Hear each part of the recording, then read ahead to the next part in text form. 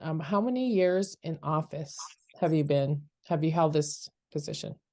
I've been in, this will be my third session in the Senate. I completed my first term, and then I had two sessions in the House, which means what, 10 years? Okay, and then your tribal affiliation. I'm Blackfeet. My Blackfeet name is Matumaki, First Strike. What or who inspired you to run for office? Well, let's see. A friend of mine, Leo Whitford, had been elected to office, and she was telling me stories, and I guess she was the one that said, "Oh, just go for it." Shannon Ogier was leaving his Senate seat, and so she ran in his Senate seat. She had one term in the House and one session in the House, and then so Shannon vacated his seat, and so she says, "Why don't you run? I'm trying to get someone to run." And so that was basically how I got started. What offices did you hold prior to running? Well, I had I mostly worked for the tribe, and I had my own little consulting company, but I held, like, I was a Blackfeet Tribal Court Administrator. I was the Blackfeet Care Center administrators. I was a procurement director, chief contracting officer for the tribe. I was kind of the medical director for Head Start, early Head Start. All my positions have been in administration or management. Please list any community organizing or activities that you were involved in or still are. My husband and I started a little running club. It's called Sokapikayeskatsi. To it's really uh, to to run a good race, or it can also be interpreted as to live a good life. So, Sokapikayeskatsi was for children, and so we ran that for about 12 years or so. Just to organize the children and get them some, I guess, and professional, top notch and professional advice for running. Um, as well, Browning is known for its runners, but that's what we thought, instead of getting it from somewhere else, that we organized, pediatricians. IHS was uh, big part of this group. And so my husband's a physical therapist, so his skills came through, and so we got to really mold these young runners. Some of them even come up today and say, "Hey, I still remember what you said in these camps that we had, summer camps." What experience did you have before running for office? Like who supported you? Did you have experience and Oh, no, not really. I never had one time I ran for tribal council, but it was just kind of a fluke, and I thought, hey, yeah, I got all this experience, I got all these skills, but um, comes down to I was a woman, you know. what is the highlight of your experience in office so far? My best moments, I guess, were when we got the MMIW passed. And that was in 2017, I believe. Anyway, we got it passed, and Native Americans got citizenship in 1924. Native Americans didn't get to vote in Montana until 1962. In 2017, I got to be seen as a person worth looking for. So that was one of the great moments in our Wow, history as Indian women. thank you. Are you focusing on any particular issues this session or sponsoring any bills? Well, I've only got three bills Mhm. this session, and one was the Earl Old Memorial Highway, and that came from an ask from my tribe. my tribal council and the 17,000 members plus members of my tribe, to honor our last chief, and he passed in 2021. And so that I carried that on behalf of the tribe. Um, uh, and then I have the tax one where they're in 2021. Senator Greg Hertz carried a bill to actually provide the tribes a 5-year temporary exemption for state tax while they go through the process of turning their fee land into trust. Takes longer than 5 years, but the point is at least we got 5 years. And then, but what had happened was in the bill, he neglected to put individual tribal members that have uh, trust or that have fee land that want to put it into trust. So I just added that. That was just basically a cleanup bill. And it passed 50-0 in the Senate floor. Now it's going to the House. And today I just defended my bill SJ2, which was in the Indian boarding schools to recognize that or acknowledge, Montana acknowledged that the Indian boarding school era was traumatic for the tribes. And it also asks for a day of remembrance, but this will go to the United States. It's just what we called a letter to Santa Claus. But the thing is it did stem from Deb Halen's study on boarding schools. BIA boarding schools are boarding schools funded by the federal government. It was the first attempt to do that. This was real personal for me because the fact is I am my generation and myself were the last Indians on my reservation that had to go to boarding school. So my mother before me went to boarding school. My grandmother, her mother, went to Holy Family Mission, which was a Indian mission school on our reservation. My grandmother on my other side went to Fort Shaw Indian School, Industrial Indian School by Sims, Montana, but down by Cascade here outside of Great Falls. So this was really, really on my heart, I guess, to carry this bill on behalf of all those children that died in these institutions, the survivors and their descendants because of the historical trauma and impact these schools had on generations of us Indians. What are some struggles or hurdles you experienced in office, and how did you overcome them? But by nature, Indians are, introverted. By nature, we're not really, we watch and learn, and we watch, listen, and then we learn. So one of my biggest hurdles was overcoming that so that I can speak in public and speak in a forum that is going to be broadcast across the state. I still have a lot to overcome in that respect. The other one is, when we live on a reservation, we're pretty well insulated, because everybody else is like us. But out here, you you come face to face with racism, and it's when you first encounter it, we really do our homework. We really are passionate about some of our bills. One of them is like Indigenous Peoples Day. Well, we brought an Indigenous Peoples bill every session. It's always voted down in committee.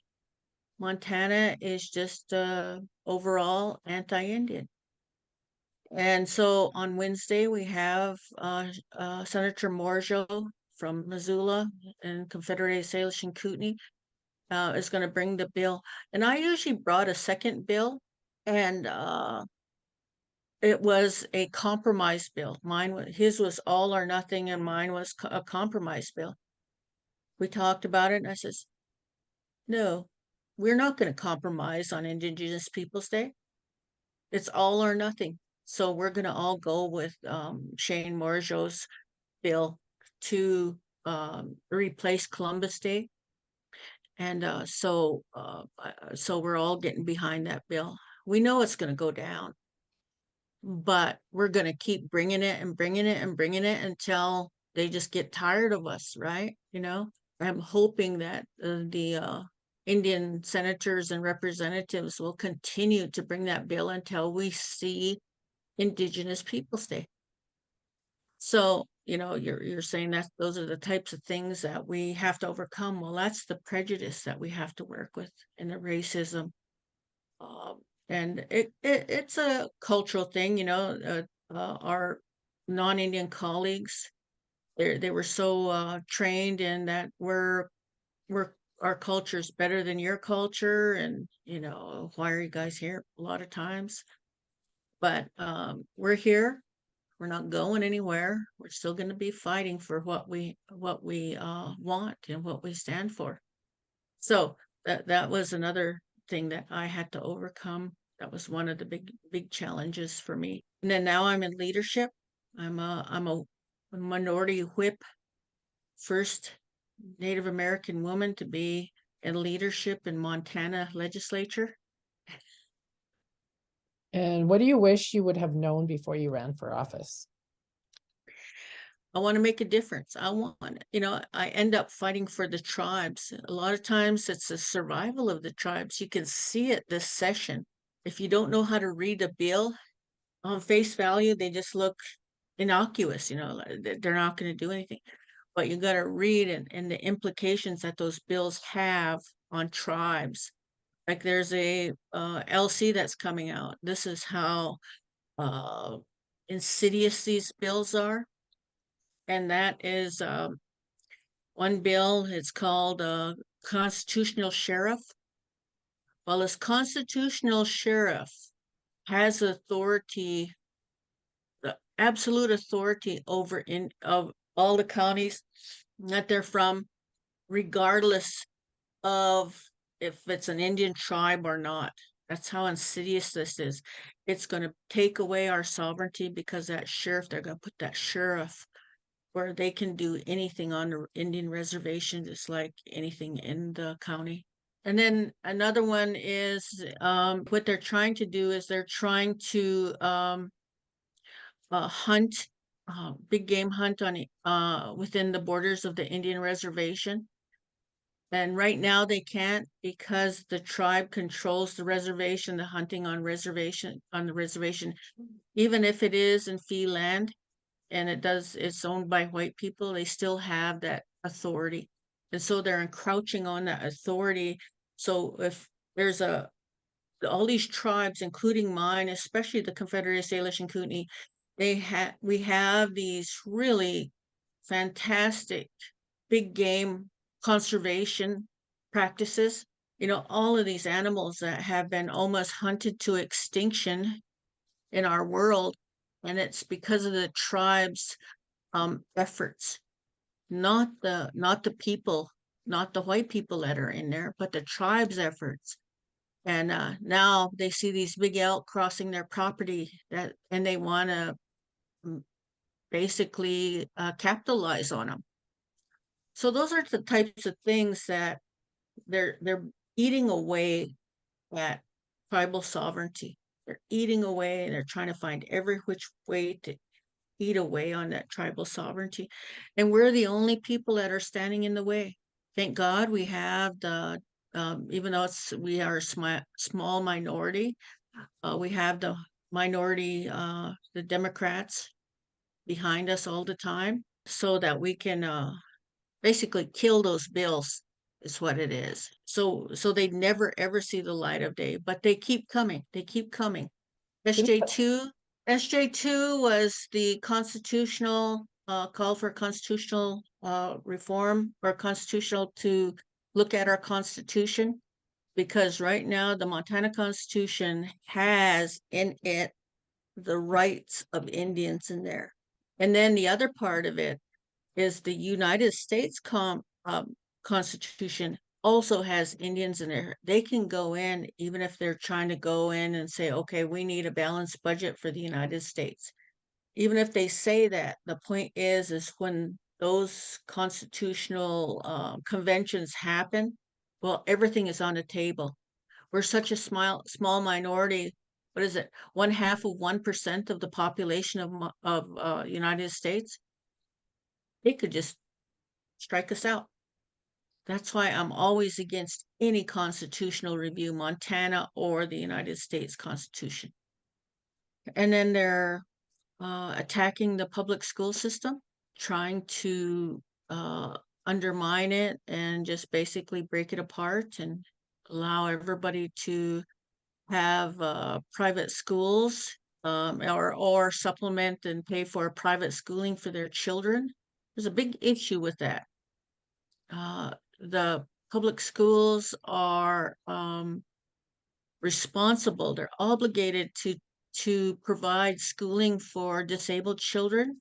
And if that disabled child needs, you know, nursing care, physical therapy, speech therapy, all of these other therapies, the school is obligated to pay for that. Well, if you get a voucher or anything for your normal child and you put them in a parochial school, that's what they want.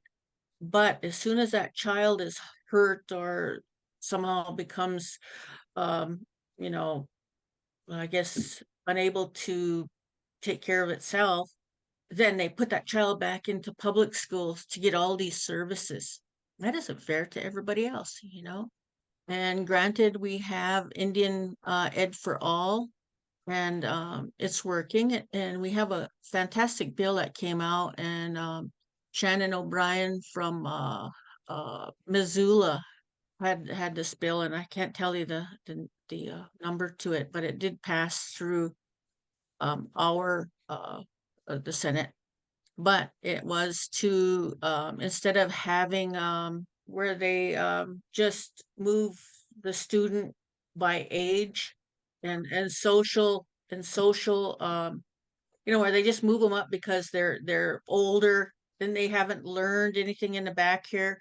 And so her bill says that they can progress at their own rate.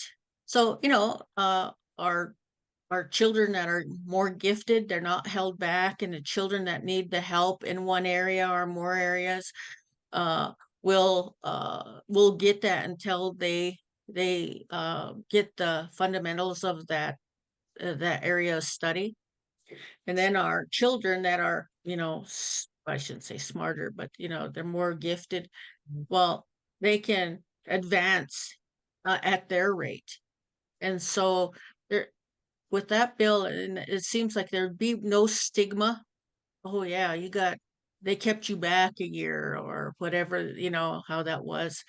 And then so now at least counties and school systems will have that opportunity to have almost individual educational plans for each child. That I thought that was good. So we poll our members and we asked them what was really important to them, and healthcare was the number one issue with them. It says, have you considered ways to address this issue and that you'd like to share with us? As per healthcare, well, let's see, Medicaid expansion is going to be up next session, and there's another big fight. As per healthcare on reservations, Blackfeet and Crow are the only two Indian Health Service hospitals in Montana, with Cheyenne and the other ones with clinics. So it didn't really affect us other than that they need money. And so they're able to take insurance now. But it's the urban Indian that really feels the hurt. My son lives in Missoula, and he goes to the Indian Center, and they're very limited in what they can offer. And so when COVID hit, he was able to get services. He was able to get his shots, but his wife is a non-Indian and his son is a non-Indian. or he's a descendant.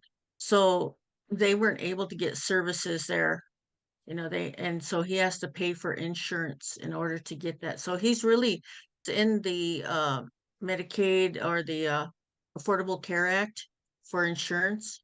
And there's some months that he'd call me up and say, Mom, for my boy and he says, I just don't have the money to pay my insurance. I either have to pay rent or I have to pay my insurance.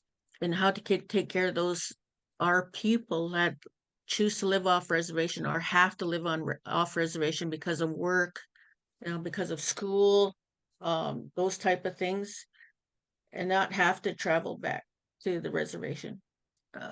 When we toured the reservations, well, Fort Peck, they were talking about that and they says, they have an IHS, but it's just a little building. And they just have, and a lot of times, because we toured the building, it's a nice building, but the point is they said we don't have the docks, or they still have to go to Billings.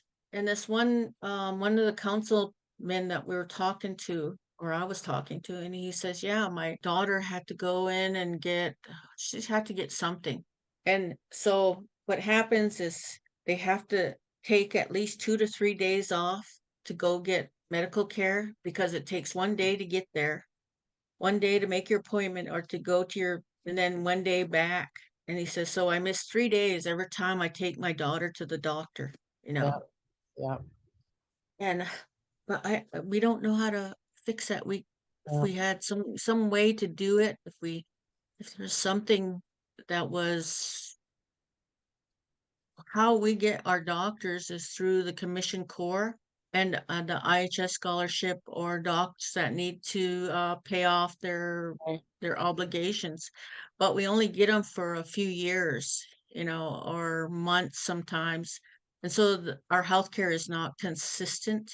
right. But at least we have docs, and these other doctors come in periodically, and they take care of what needs to be taken care of. Well, let's see, my sister, she was a little girl and she got teased a lot because her ears kind of stuck out. She was just cute. I thought she was cute, but her ears stuck out and she got teased.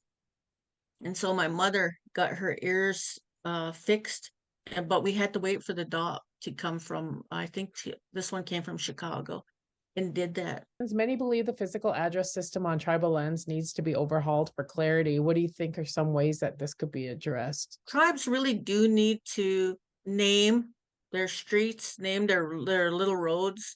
And I'm speaking from, like, my son, my middle son is a police officer, my oldest son is a fireman. He's a Montana or Browning volunteer fire department. And it's just lucky that they know a lot, and they know where people are. You just need to go around and do it and say, is this Weber Road, right?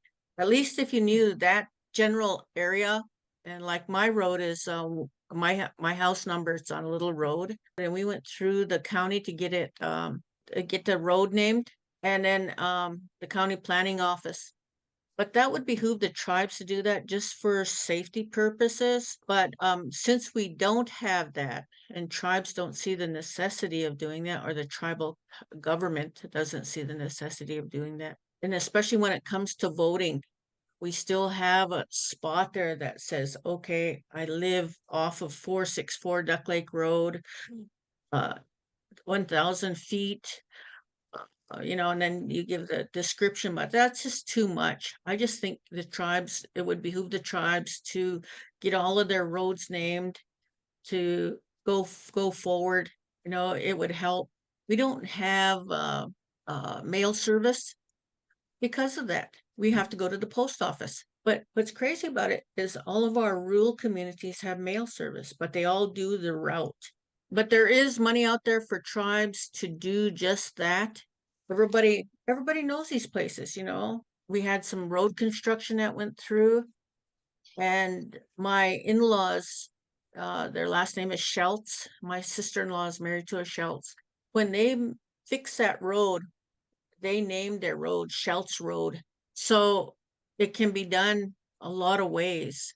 And then they say, "Oh, the signs are prohibitive." Well, I bought my own sign and it was like $30, Yeah. right? But people are so used to a handout. Oh yeah, that's going to be too much, you know. Well, in reality, it's not. If you're really passionate about that, and if you whine about it, why don't you do something about it? And Mhm. then we got one community that does nothing but help themselves. They don't ask for like snow removal. They don't ask for anything. The whole community just helps themselves. They don't have to Really? wait on anybody. Yeah. It's the Bab St. Mary's community. And those guys, they'll have their heavy equipment out there plowing the roads for all their neighbors and everything. If there's you know, like a fire or natural disaster, they're out there taking care of their community. Whereas the community down south, they're the Fort Indians. Why Hmm. don't we get this? Why don't we get this? Why don't, you know, they're the ones that are always asking for a handout instead of saying, "Hey, I can throw in that $30 just for my to name my road." Okay, last question. What advice would you give to someone who is thinking about running for a legislative office or even running for a local office such as school board or county commissioner? Well, first of all, I would say that everyone should run for office. Everyone should serve in office because, especially Indian people, so they know what's going on the other side. They'll know when they're in jeopardy. They'll know when our whole reservation system is on the line. They don't even know this. We just go on our merry way thinking, oh, the government's going to take care of us. That isn't true. But I say get involved. You don't need any special training or anything. You just need to be fairly intelligent and open to new ideas and be able to express yourself or learn to express yourself. You know, Blackfeet country, well, we finally decided that we are going to take control of our world. It was at one time all our county commissioners, so we finally started to vote. We're Mhm. Blackfeet. Today it's two, and the third person is married to a Blackfeet. Our sheriff is a Blackfeet. You know, our clerk of court is a Blackfeet. Of course, all three of the legislatures are Blackfeet. So we have really taken over Glacier County, and that's because we can vote. So before we were at the whims of the county, you know, they controlled our lives for the last 20 years. And so now we have taken over Glacier County with our vote. I would like all Indians to be able to get out there and just put yourself out there. It's hard to put yourself out there because it's totally against our nature, but we have to learn, and you'd be surprised on what you can do. It's like me, I'm always surprised every day. I get up on the floor and I'll talk, and it's like, oh my God. And right away it's like my face gets all, tickly and everything, and I gotta talk, I gotta get sick. But then when I jump up there, it's I can talk, you know. But it's against my nature as an Indian woman to sit back and watch. But you have to put yourself out there. And I wish everybody had this experience I've had. You learn that your generations of warriors before you comes out, and you have to fight. You have to take care of the people. You have to be present. There's no way I can change my skin color, so I embrace it. There's no way I can be white. So I stand out in the crowd, just embrace it.